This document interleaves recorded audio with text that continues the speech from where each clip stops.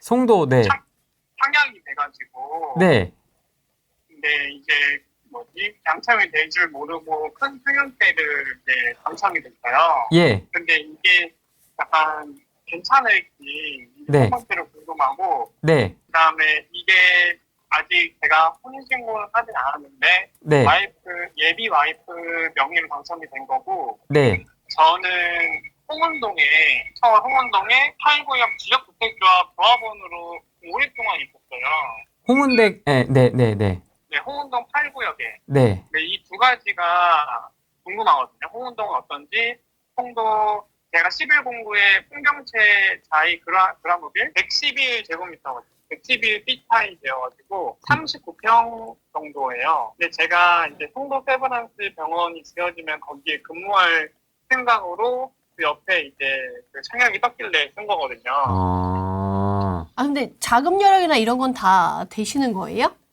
네, 자금 상황은 가능은 할 것 같은데 이제 빠듯해가지고 이게 아직 지금 들리는 오픈 채팅방 이런 걸 들어갔더니 미분양이 아직 있긴 하지만 한 95% 분양이 됐다고 하더라고요. 아니면 사실 고민이 제가 원래는 이사를 어쨌든 나중에 병원이 지어지면 갈 송도로 옮겨볼 생각으로. 네. 원래 109에 제가 보던 아파트가 있었거든요. 네. 근데 그걸 포기하고 이제 청약을 넣어서 된 건데. 네. 네, 어쨌든 이게 궁금합니다. 일단 송도부터 정리를 해주시죠. 네네네. 송도를 보면 여기 1109는 사실 지난번에 송도도 말씀을 드렸는데 여기 라인을 기점으로 해서 이쪽에 있는 애들이 좋은 애들이거든요. 여기 안에 들어오는 애들이. 그러니까 요 밑으로 빠질수록 입지가 떨어지는 거예요. 근데 1109는 제일 끝에잖아요. 그래서 입지적으로는 좋지 않은데 가격은 여기가 지금 분양가 얼마에 들어가셨어요? 10억입니다. 10억이요? 근데 이번에 우리 1구역에 호수뷰 나오는 데가 지금 10억이거든요. 스카이. 제가 더샵 1차, 네네. 2차 이런 보고 있는데 실제 부동산 제가 가보니까 네네. 부동산 가봤는데 한 몇 개월 전에가 10억쯤 다시 찍고 반등해서 지금은 11억, 12억이더라고요. 네, 그러니까 저희가 촬영할 때가 10억 정도 됐었거든요. 이제 영상이 올라가지는 못해서 모르실 5월, 거예요. 네. 아직 안 올라와서 5월 달 이때만 해도 10억 정도 했었거든요. 그러니까 지금 1109에 10억, 109에 호수뷰 나오는 게 10억 비교를 했을 때 지금 그러면 어디로 가는 게 더 좋겠냐를 판단을 하시면 좋을 것 같아요. 나중에 송도가 올라가려고 하면 지금 다 공급이 다 끝나고 나면 송도가 가긴 갈 거거든요. 그리고 송도의 기본적인 수요층 자체가 평형대가 큰 걸 좋아해요. 작은 걸 좋아하는 사람들은 아니에요. 네. 그래서 39평이라고 해서 막 너무 크다 이런 건 아니지만 입지가 상대적으로 좀 많이 떨어져 있거든요. 네. 근데 신축이라는 이유만으로 저쪽이 10억, 11억인데 여기를 10억을 가져가는 게 맞냐라고 했을 때 그건 조금 고민을 해보셔야 될 것 같아요. 근데 세브란스에 하신다고 하면 오히려 직주근접에선 1109가 더 세브란스에선 더 맞긴 맞는데 네, 그래가지고 그건 이제 실거주 관점인 거고 나중에 내가 팔으려고 했을 때 사는 사람 입장에서는 GTX도 가깝고 전철도 가깝고 인프라도 잘 돼 있고 공원도 있고 뷰도 잘 나오고 이런 데를 더 좋아하지 않겠어요? 네, 그런 관점에서 조금 결정을 하시면 좋을 것 같고 홍은동 지주택은 진행이 잘 되고 있나요? 어디까지 갔어요? 지금 이제 최근에 PF 대출 관련된 이슈가 있어가지고 네. 대출이 힘들어져서 네네. 이제 건축심의가 뭐고 조합원 설립은 다 끝났고. 네. 그래서 방법을 생각하는 게 이제 중도금 대출 3차까지 먼저 땡겨서 받고 일단 그걸로 공사를 짓자 해서 9월에 이제 착공이 들어갑니다. 9월에 착공이 들어가긴 들어가나요? 확실하게? 네, 이거는 이제 두산건설이 시공해서 짓는 걸로 저는 알고 있어요, 확실하게. 그럼 지주택이라고 해서 조금 지금 분양가에 대비 얼마나 좀. 저는 맨 처음 1차 조합원이라. 네. 맨 처음 시작은 4억에 계약을 했는데요. 네. 추가 분담금 2억이 발생해서 6억이 최종적으로 됐고, 제가 평형대는 25평이고, 지금 주변 시세 두산이프 1차, 2차가 있는데, 네. 한 8억쯤, 8, 9억쯤 하는 것 같아요. 지금 들어가는 건 6억인데. 네, 제 계약금은 6억입니다. 근데 6억에다가 추가 분담까지 다 들어간 거가 6억이라는 거잖아요. 예, 2억, 추가 분담금 2억을 더 내서 현재 금액은 6억이 됐어요. 그러면 그래도 2억 정도의 안전마진이 지금 있는 상태인 거잖아요. 저는 그렇게 생각하고 있습니다. 상황이 그게 맞다고 하면 괜찮을 것 같고, 그러면 결혼을 아직 신고를 안 하셨다니까, 네. 송도는 와이프 명의로, 이 홍은동 네. 지주택은 본인 명의인 거잖아요. 네. 그럼 결혼하면서 이제 둘 중에 하나를 골라서 해도 되고, 결국에는 사실은 세 번째 주택을 사도 비과세를 받을 수 있는 상황이거든요.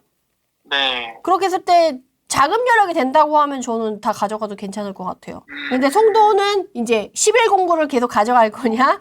아니면 네. 109 쪽에 지금 공급하는 애들이 있는데 좀 입지 좋은 데로 이동하는 걸 볼 거냐?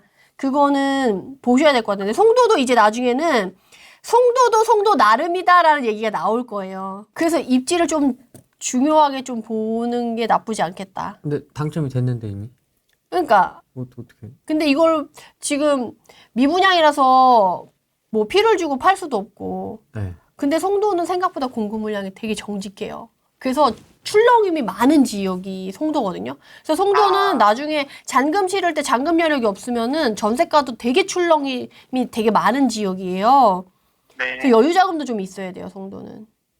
제가 송도는 실거주 할 생각으로 해서 네네네. 이게 시기가 애매하게 제가 시기를 말씀드리면 27년 6월에 송도가 집이 지어지고 이 네. 홍은동은 27년 연말에 지어질 거라 네. 사실 원래는 이 홍은동 집은 전세를 주고 전세를 주는 걸로 이제 자금은 제가 이미 낸 돈이 있어서 그걸로 더 이상 추가로 돈이 들어갈 것 같지는 않고요. 실거주를 네. 안 할 거니까. 네. 그래서 서울이어서 또 전세 주는 거는 괜찮을 것 같아서 걔는 그걸로 끝내고 제 모든 자금은 이제 그 송도를 해결할 거라 이제 그렇게 되는데 제가 궁금한 것도 27년이 이제 입주인데 네네. 말씀하신 대로 물량이 중요하잖아요. 입주 물량이. 네네. 근데 제가 이제 알아본 것 중에 1109가 이제 처음 개발되는 첫 맞아요. 분양 단지여서 네네. 왜 어떤 분들은 첫 분양하는 거는 뭐 그런 식으로 말씀도 하시더라고요. 뭐 장화 신고 들어가서 구두 신고 나온다고 일단 무조건 분양 받으라고 하시더라고요. 그러니까 1109가 어떻게 될지는 사실 아직 네. 뭔가 미지수가 많긴 한데 사실은 송도에서 좋은 것들은 다 이미 앞쪽에 다 들어있긴 하거든요. 여기에 뭐 얼마나 좋은 게 들어가고 뭐 좋은 산업단지나 뭐 대기업이 들어가고 뭐 이렇게 될 것 같지는 않긴 한데 어쨌든 송도에서 지금 이제 신축보다 27년 되면 사실 기존에 들어와 있던 애는 더 연식이 되고 얘만 신축급이 되고 나머지는 또 연식이 좀 될 수가 있잖아요. 109도 지금 보시면 호수뷰 나오는 얘네들만 신축이지 109 여기 있는 애들은 거의 10년 15년 차 돼가지고 지금 여기 수요층이 이쪽으로 옮기는 편이거든요. 네. 그러면 나중에 여기에 있는 뭐 209나 다른 데 연식이 좀 된 애들이 이제 1109로 나올 수는 있어요. 근데 이 신축발 때문에. 네. 근데 입지적으로 오래되면 과연 1109가 입지적으로 좋아질 수 있겠냐라고 하면 사실은 GTX나 뭐 공원 인프라라던가 뭐 이런 걸 봤을 때 거의 집약되어 있는 거는 여기 이 109, 209 이쪽 공구 있는 애들이 다 몰려 있어가지고 사실 입지가 변할 것 같지는 않아요. 초두 효과라는 그런 것도 있고. 그래서 송도 내에 거주할 때 내가 직주 근접을 생각해서 뭐 어쨌든 처음 들어가는 데는 뭐 좋은 데라서 거기 가는 것도 좋아라고 하는 것도 좋지만 나중에 결국엔 내가 팔아야 됐을 때 누가 내 걸 사줄 거냐라고 했을 때 사는 사람들이 내 걸 더 선호할까에 대한 고민을 좀 해보시면 좋을 것 같아요. 내가 신축일 때 팔 거면 27년도에 입주하잖아요. 그러면 공급 물량 어느 정도 해소되고 시장도 27년이면 이제 상승장에 대한 안정기가 조금 얘기가 나오는 시점이지 않을까 싶긴 하거든요. 네. 그러면은 분위기가 괜찮아서 신축일 때 그럼 옮길 거냐라고 했을 때 내가 옮기려고 하는 시기에 송도의 다른 지역은 더 많이 올라있지 않겠냐라는 고민을 해보시라는 거예요. 제가 분양권에 만약에 피를 받고 그 층수랑 이런 게 괜찮아서 피박고를 판다고 조금이라도 받고 네네. 판다고 하고 말씀하신 109의 차에 전세를 끼고 지금 집을 사놓는 게 더 나을 수도 있겠네요. 그거지 자금이랑 시기가 잘 맞아야 되겠죠. 그리고 109도 지금 여기 109는 인프라가 잘 갖춰 있지만 연식이 좀 됐고 여기는 신축이지만 사실 학교가 멀거든요. 그래서 실거주 하기에는 조금 나중에 결혼해서 애 낳으시면 오래 거주하실 거면 애 학교 보내긴 좀 힘들 수가 있거든요. 송도는 실거주를 할 거면 실거주 편의성도 고민을 해야 돼서 만약 100% 투자 관점으로만 보긴 좀 어렵다라는 거예요. 모든 걸 다 갖춘 데는 없네요, 송도 안에서는.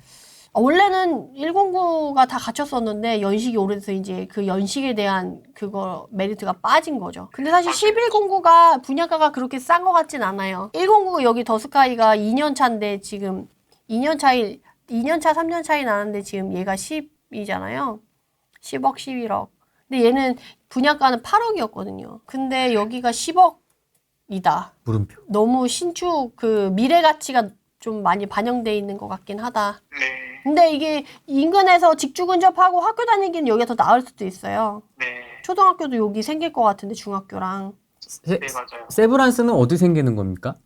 이쪽이. 26년 12월로 예정이 되어 있는데 네. 아마 밀릴 것 같아요. 걸어 다니시겠네요? 네, 그것도 그렇고 사실 저는 제 부모님이 송도에 살고 계셔서 제가 송도의 지역을 자주 왔다 갔다 하는데 네. 지금 그 상권도 뭐 프리미엄 아울렛 있는 쪽이랑 지금 제가 있는 1109 쪽이 멀지는 않고 네. 또 이제 그 밑으로는 뭐 삼성바이오로직스나 롯데바이오로직스 이런 게 들어온다고 해서 네. 저도 일단 직업이 가장 좋은 그러니까 그런 직군들이 많이 생기는 그런 것도 생각했을 때 네. 여기 나쁘지 않겠다 싶어가지고 진짜 저는 사실 실거주 목적으로 애기들 낳고 쭉 키울 수 있게 큰 평형대를 고른 거거든요. 그러면 실거주 관점에서 조금 그런 건 좀 포기하고 이렇게 비중을 나눠야겠네요. 사실 실거주는 그래서 어려워요. 그쵸. 네. 상황이 다 다르고. 네, 투자 관점에서만 보면 간단하거든. 돈 되는 대로만 그냥 옮기면 되는데. 저 같은 경우에는 저는 뭐 딸린 식구가 있는 것도 저는 간단해요. 그냥 가면 돼. 그냥 가면 돼. 돈 맞춰서 가면 돼. 근데 이제 이렇게 뭔가 이제 가정이 생기고 애가 생길 예정이고 학교도 생각해야 되고 부모님도 생각해야 되고 직장도 생각해야 되고 이러면 이제 진짜 가중치를 어디다 두느냐에 따라 결과가 달라지죠.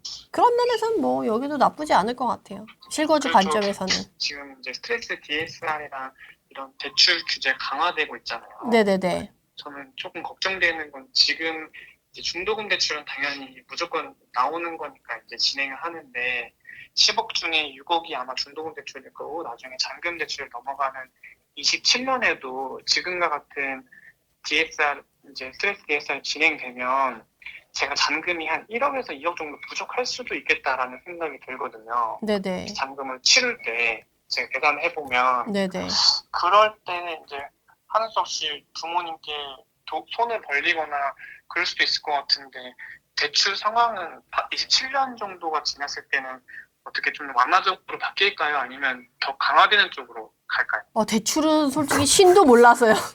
대출 중개인 분들도 당장 앞으로 정책이 어떻게 될 거다라고 얘기를 못하는 상황이라서 근데 지금 시기적으로 우리나라 가계부채가 상당히 좀 높은 편이라서 뭔가 국제적인 위험이 왔을 때 가계부채 때문에 금리의 이동이 쉽지 않은 상황이 지금 유지되고 있거든요.